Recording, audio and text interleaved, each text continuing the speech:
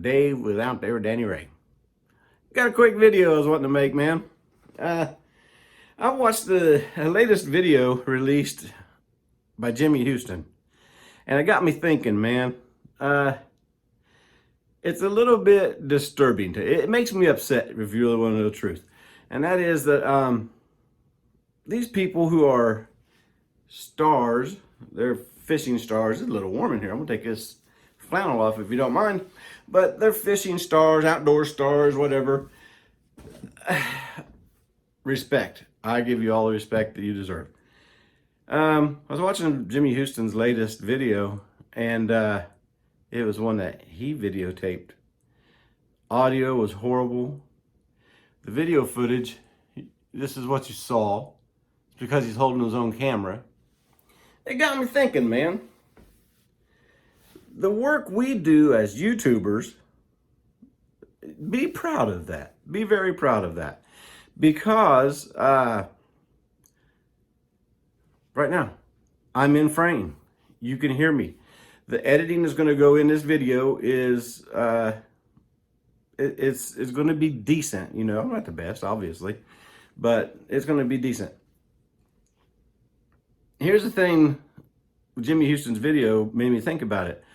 Man, his job is to stand in front of the camera, fishing, laughing, ha ha ha, bring a fish up, kiss it, boom. He doesn't have to worry about camera framing.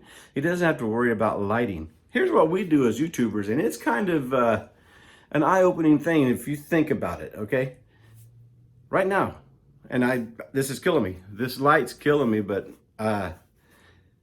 it's all I have available right now. Sorry. So see, I have shortcomings as well. I'm not saying I'm better than Jimmy Houston, and I'm just saying that this puts into perspective what we do. We have to worry about being in frame. You have to worry about lighting. Then sound. If you want good audio, you got to have good sound. I've taken measures to get good audio here. So again, lighting, I did what I could do. But now editing. Okay, I think I've gone off track. Let me get back to it. Jimmy Houston's job is to do this. Boom, he's got just a fish and kiss it goodbye and throw it back, okay? And like I say, not to downgrade him. But the cameraman is keeping him in frame. The cameraman's keeping him in focus. He's keeping the light, the f-stops, and everything on this camera. He's keeping them where they need to be to make Jimmy and what they're filming look good. Jimmy, any B-roll, anything like that. So, and now I'm going to change Jimmy Houston because I don't want to just act like sound like I'm hitting him. So we'll just change it to Billy Bob, okay? So they got to keep Billy Bob in frame, keep Billy Bob looking good, and keep Billy Bob on line. And then there's an audio that they have to, so there's an audio technician, takes care of the audio, makes sure that the sound is good, make sure that he's got good, you can hear him. Because you don't want to be watching a guy fish like this.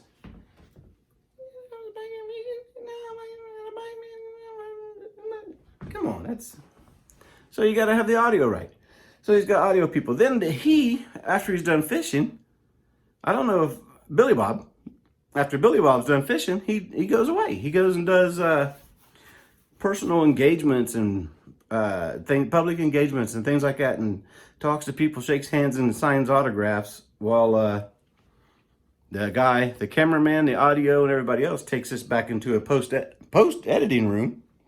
They edit it, they add the music, they add intros, they add outros. They cut cut bad parts out and keep the good parts of the videos. Then they splice those together. They put transitions in there on top of PIPs. They use masks. What else is there? There's titles and special effects and soundtracks. Then there's equalization of your audio across the board. You got to make sure that the audio you're using, if you've done any kind of editing, syncs up with the video, so you're not talking like that and then going over there and seeing, it's just, you have to have it right. So you got a whole team of people doing it. Once it's done, it's released, and here all of a sudden, Billy Bob looks like a hero. He looks like he's great. He's fantastic. Something I noticed years ago about videotaping on YouTube and videos. People don't think, they don't really, the majority of people don't stop to think about the camera. If I'm doing this, and there's a camera there, I know there's a camera there, okay? So a lot of the things, I watched a homeless, quote unquote, homeless video. These homeless guys got a hold of a guitar and they were sitting on a street corner singing, and they were really, really good. I mean, professionally good. And I thought, man, they are good. They shouldn't be homeless. And then it hit me. Wait a minute. We had this camera following these guys. They're walking around homeless. This camera followed them. So they're on video being followed, on video getting a guitar, on video finding a place on the sidewalk because they're homeless. And sitting there with great audio. It wasn't, again, you know, if I'm across the street videotaping you, you're not going to be going up here like this, you know. I don't even know what song I'm singing, you know. Welcome to the Hotel California. They'd be back here, little bitty picture. So people didn't really, everybody was so, they didn't notice, didn't realize the camera was on them for the entire shoot. Now the entire shoot didn't take the 5 minutes that the video lasted. The entire shoot, by me doing this, knowing what it takes, folks, it's hours and hours and hours of work. And anybody out there in YouTube land that's doing this, you know the work and the planning that goes into it. Right now, power could go out. Whew, man, I got to start all over, or finish my video in the dark. You know, things like that. So that's just something that I guess kind of struck me as like, man, back in the day,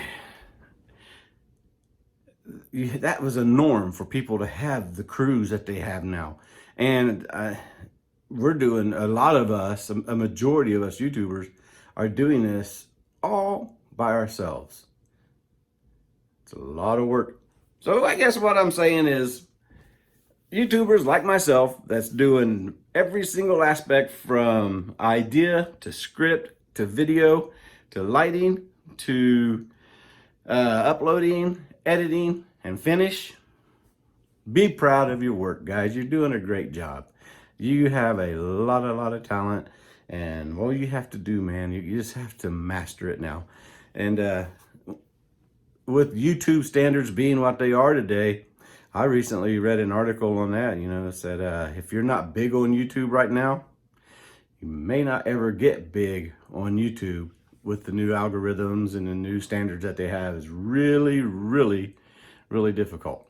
So, and that's fine. You know, I don't do this to get big. I do it to, I like the attention. It's neat. It's cool. But I do it as a hobby, and I do it, basically, if you want to know my reason behind it, I do it as a legacy for my grandbabies. You know, one day they can get on YouTube and say, hey, out there with Danny Ray, that was my papa, man. He was an idiot. And we do the short films with them and stuff. So, you know, again, you know, they're going to grow up and they're going to say, you know, whenever I'm long gone, like, Papa, oh, man, dude, you remember Grandpa? He made those movies with us and stuff. That was fun, you know. So that's basically why I do it. Now, the outdoor stuff, you know, here, okay, I got something. Oh, I'm not even going to say. Never mind, scratch that last part. But anyway, hey, guys, that's just a little something I want to get off my chest, man. Something to think about. So, with that being said, thanks for watching. And remember, guys, keep God first.